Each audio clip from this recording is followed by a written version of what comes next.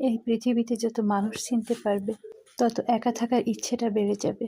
আর এটা বুঝতে পারবে যে একাকিত্ব কখনো বেইমানি করে না, একাকিত্ব কখনো দুর্বলতা হতে পারে না, বরং এটা একটা ক্ষমতা, যে ক্ষমতার অধিকারী সবাই হতে পারে না। একটা বিষয় সবসময় মাথায় রাখার চেষ্টা করো, কখনো কোনো ভুল মানুষকে তার যোগ্যতার চেয়ে বেশি সম্মান দিতে যেও না। কখনো কোনো ভুল মানুষকে তার যোগ্যতার চেয়ে বেশি প্রাধান্য দিতে যেও না।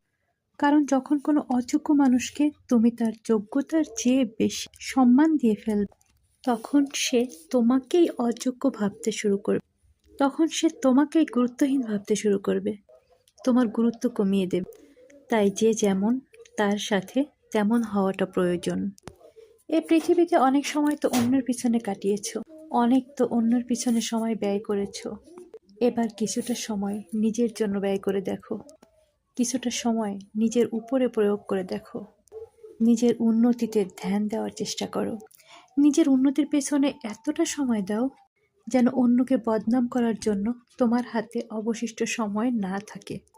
একটা কথা মাথায় রেখো, যখন উপরওয়ালা তোমাকে সময়ের কসম দেয়, তখন ভেবে নিও এই পৃথিবীতে সময়ের থেকে বড় কোনো সম্পদ নেই। আর এখানেই তোমাকে একটা বিষয় স্পষ্ট করতে চাই, 10টা নামের বন্ধু থাকার চেয়ে একটা কাজের বন্ধু থাকা অনেক ভালো। জীবনে বন্ধু বান্ধব থাকাটা খুব জরুরি, কিন্তু একগুচ্ছ বন্ধু দিয়ে কি হবে যাদের বিপদে তুমি পাশে থাকতে পারবে না, বা যারা তোমার বিপদে পাশে থাকতে পারবে না। জীবনে বন্ধুর সংখ্যা কম থাকুক, কিন্তু যারা থাকবে তারা যেন সঠিক হয়, সুন্দর হয়, কাজের হয়।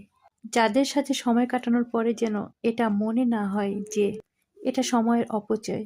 বাংলায় একটা কথা আছে, সময় থাকতে কে আর বোঝে, হারিয়ে গেলেই সবাই খোঁজে।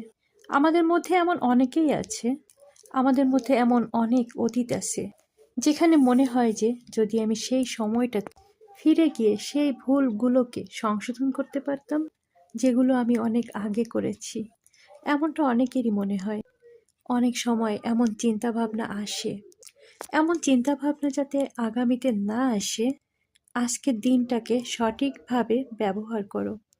তার জন্য আজকের দিনটাকে এমনভাবে কাজে লাগাও যেন আগামীতে আফসোস না হয় এটা ভেবে যে আরে যদি আমি সেই সময়টাতে ফিরে যেতে পারতাম, আমি সেই সময়ে একটু ফিরে যেতে পারতাম। আর বিশ্বাস করো, তোমার জীবনটা সুন্দর হওয়াটা প্রয়োজন। তুমি তো নিজেও জানো এই পৃথিবী সৌন্দর্যের পিপাসু। এই পৃথিবীতে এমন কেউ নেই যার সৌন্দর্যের প্রতি আকর্ষণ নেই। সৌন্দর্যের প্রতি সবাই আকৃষ্ট। তাই তুমি যদি